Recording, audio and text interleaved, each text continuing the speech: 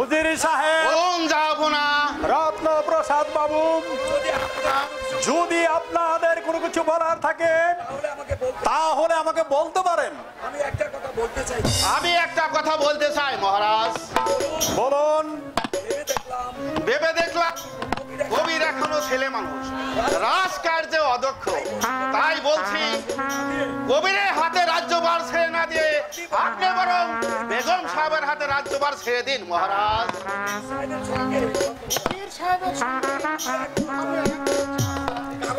কারণ কারণ বেগম সাহেবা যখন কবির বড় হবে তখন তার হাতে এই রত্নময় সিংহাসন অর্পণ করে।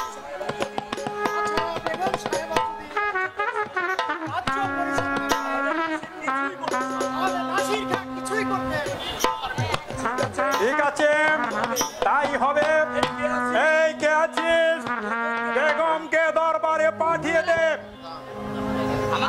আমাকে কেন ডেকেছেন সম্রাট?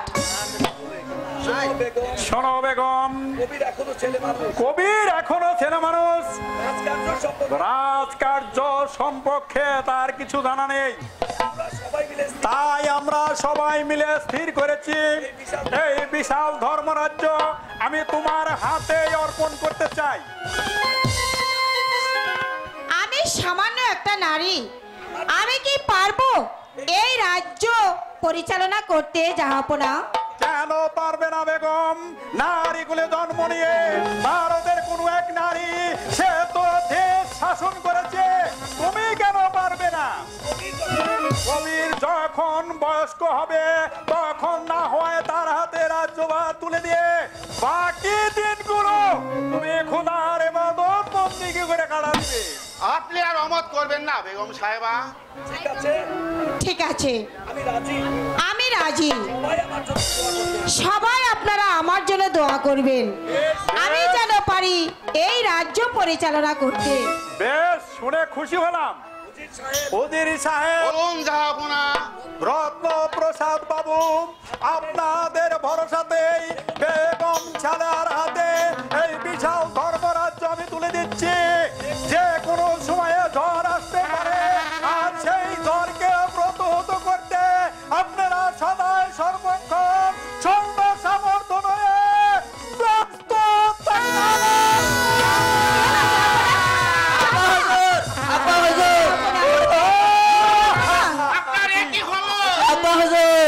কি হয়েছে? কি হয়েছে কবি? কি হয়েছে ভাইজান? কি ভাইজান কি হয়েছে? আমি সহ্য করতে পারছি না ভাইজান। ওই খোদা, কে কেমন কাজ করলো কবির? বলো বলো, তাকে আমি হিন্দু করে হত্যা করে আপনার পায়ের সামনে সে হাজির করে দেবো। আমি তাকে চিনতে পারিনি কাকা। চিনতে পারিসনি ভাইজান? ওরে ভাই নাসির, আমার যাবার সময় হয়ে গেছে।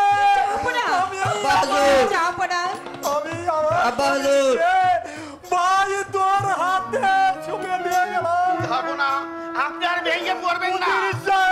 যাবো না।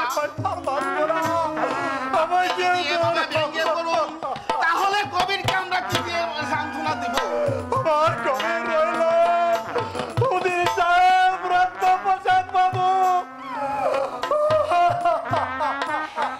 আব্বা হুজুর, তুমি আমাকে ছেড়ে চলে যেতে পারো না। আব্বা হুজুর, জাহাপনা আব্বা হুজুর, তুমি কেঁদো না, আমরা তো আছি। ওই তো মসজিদে আদানে ধরে শোনা যাচ্ছে, আমাকে শক্ত করে ধরো, আমাকে নিয়ে চলো আমার মসজিদে।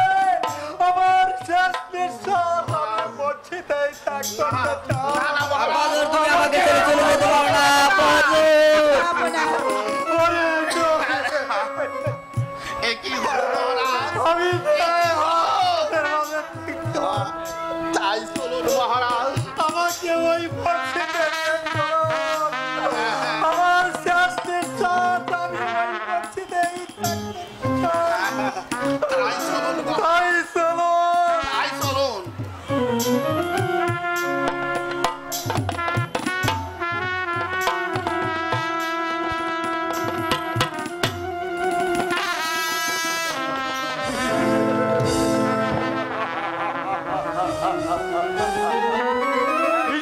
মন্ত্রীদ্বীপ, আমি আমার প্রাণের ভাই বাদশা আলমগীরকে হত্যা করেছি।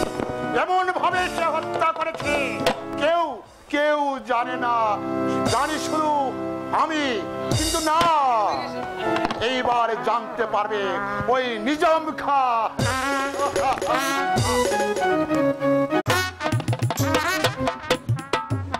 আজ দীর্ঘ 12টি বছর হ্যালো হ্যালো অতিবাহিত হয়ে গেল, আমার ফরিদ যে এখনো ফিরে এলো না। তাহলে সাধনায় কি আমার ফরিদ সফল হতে পারেনি? মা মা আমি ফিরে এসেছি মা।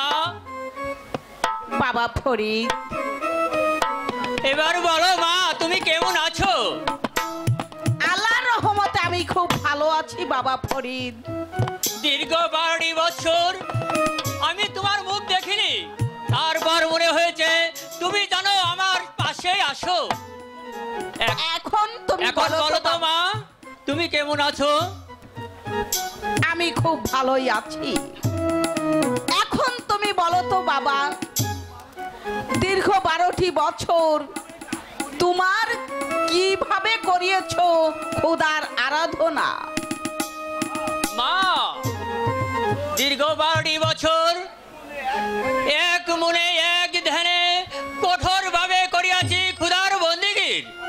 সফলতার কথা নাহি জানি আমি মা। শুনে আমি খুশি হলাম, কিন্তু বাবা, কিন্তু কি মা? বলো তো বাবা,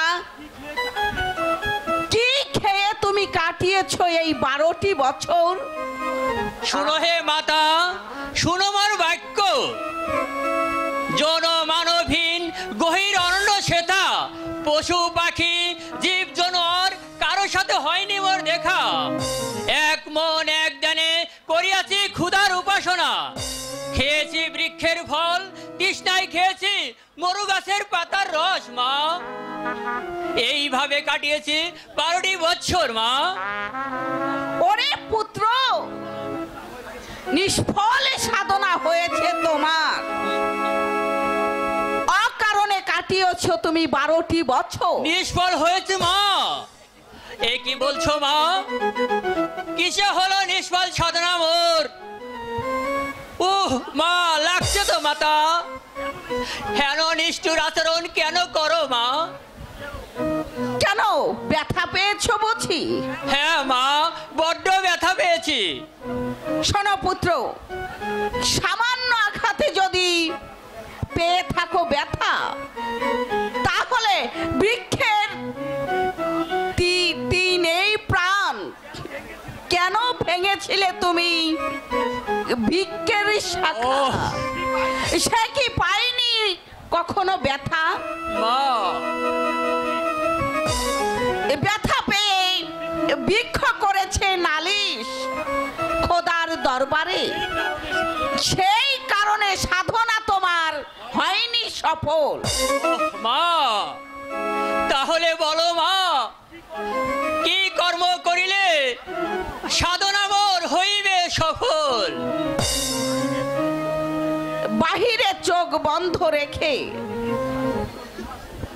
প্রতি নিঃশ্বাসে প্রশ্বাসে প্রতি মুহূর্তে খোদার নাম তুমি স্মরণ রেখো।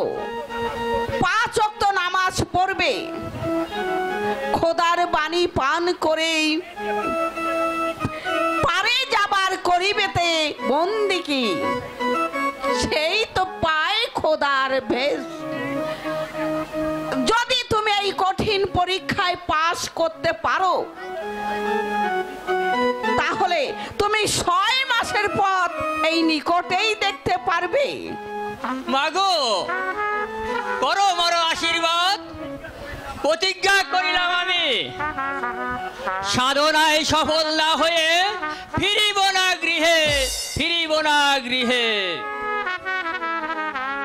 হে প্রভু, তোমার নামে পাগল হয়ে পুত্র মোর চলিল গভীর অনন্যে। করিতে তোমার বন্দিকি করি আমি মোনাজাত, তোমার দরবারে আমার ফরিদের মনোবাসনা তুমি পূর্ণ করে দাও, পূর্ণ করে দাও। সুদাই হে তপস্বী মাতা, বলে দাও মোরে কিভাবে পাইব আমার আরাধ্য দেবতাকে।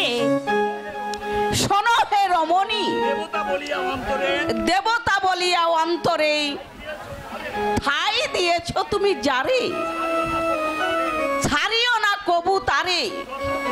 যত ব্যথা পাও মনে বুক পেতে দিও, যদি তুমি ভুলে যাও দুঃখ দেখিয়া নিশ্চল সাধনা হইবে মনে। মাতা করো মোরে আশীর্বাদ,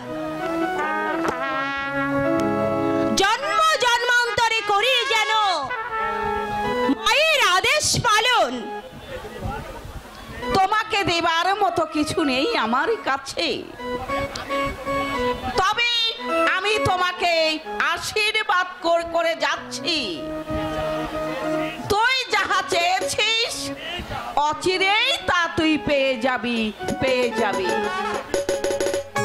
সেদিন আমি যাকে দেখেছি আমার মনটাও যে আমি তাকে দিয়ে দিয়েছি। দিন রাত তার ছবি যেন আমার চোখে চোখে ভেসে উঠছে।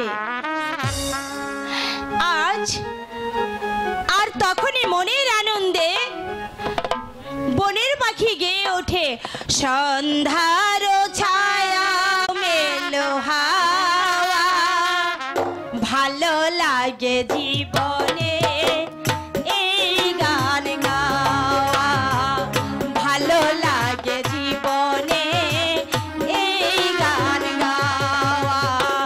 সন্ধ্যার ছায়া নামে এলো মেলো হাওয়া, ভালো লাগে জীবনে এই গান গাওয়া, ভালো লাগে জীবনে এই গান গাওয়া।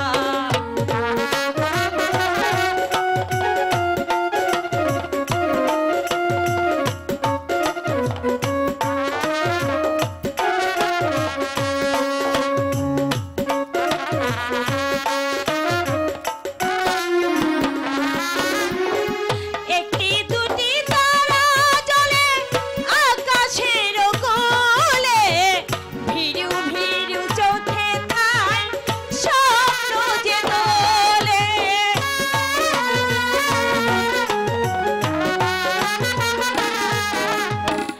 একটি দুটি তারা জ্বলে আকাশের কোলে, ভিড়ু ভিড়ু চোখে তাই স্বপ্ন যে দোলে।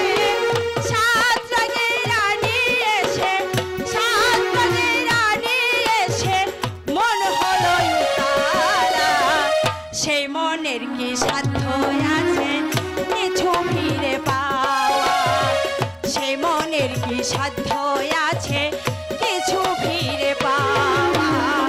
সন্ধ্যার ছায়া নামে এলো মেলো হাওয়া, ভালো লাগে জীবনে এই গান গাওয়া, ভালো লাগে জীবনে এই গান গাওয়া।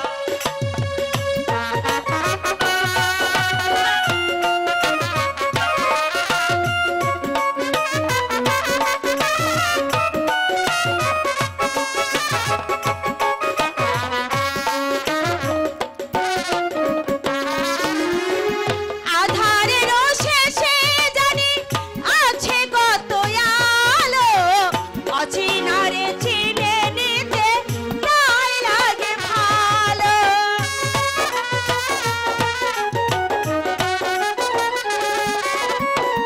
আধারের শেষে জানি আছে কত আলো, অচিনারে চিনে নিতে তাই লাগে ভালো। সাত রঙের রানী এসে, সাত রঙের রানী এসে মন হলো উতালা, সে মনের কি সাধ্য আছে কিছু ফিরে পাওয়া, সে মনের কি সাধ্য আছে কিছু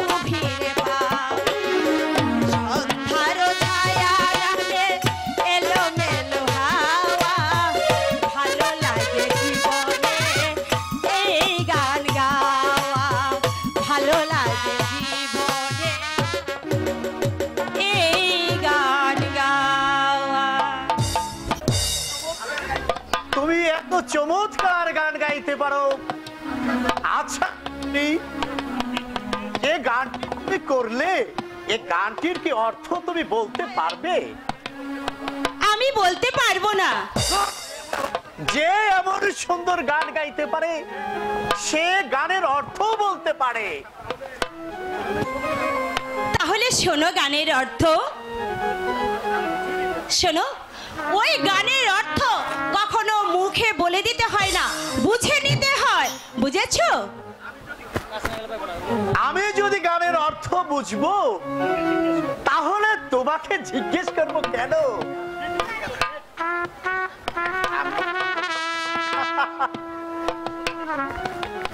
সখী, তুমি চলে যাচ্ছ?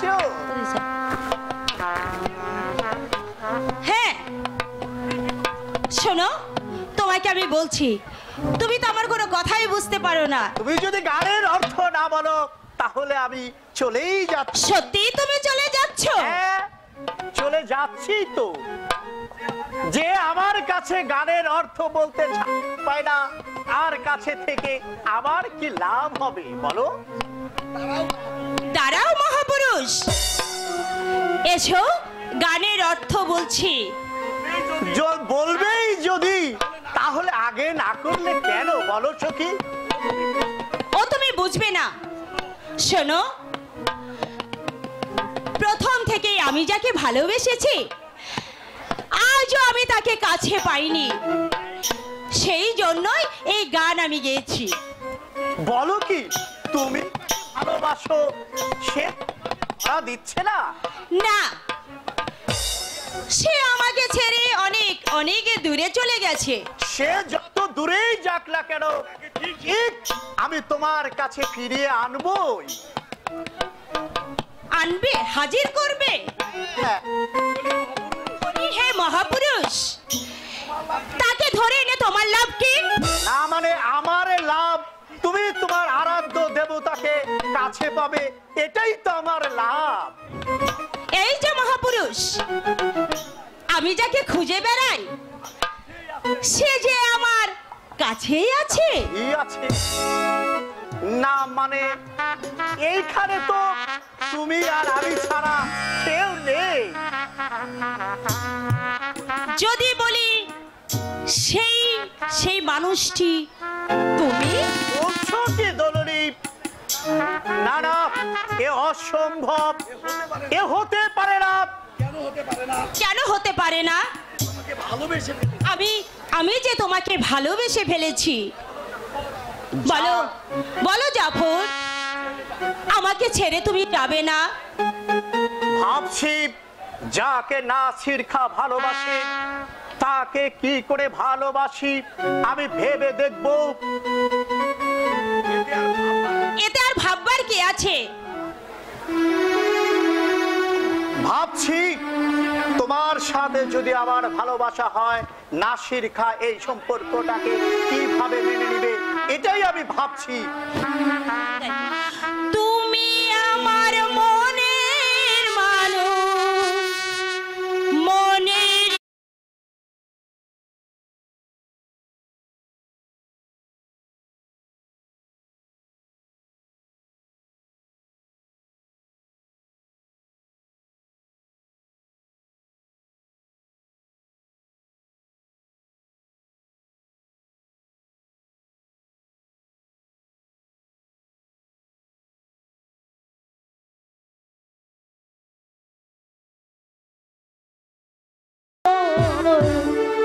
তুমি আমার মনের মানুষ, মনেরই ভেতর তুমি আমার জান বন্ধু, অন্তরে অন্তর তুমি আমায় কইরো না গো কোনো দিনও পর। তুমি আমার মনের মানুষ, তুমি আমার মনের মানুষ, মনেরই ভেতর তুমি আমার জান বন্ধু, অন্তরে অন্তর তুমি আমায় কইরো না গো কোনো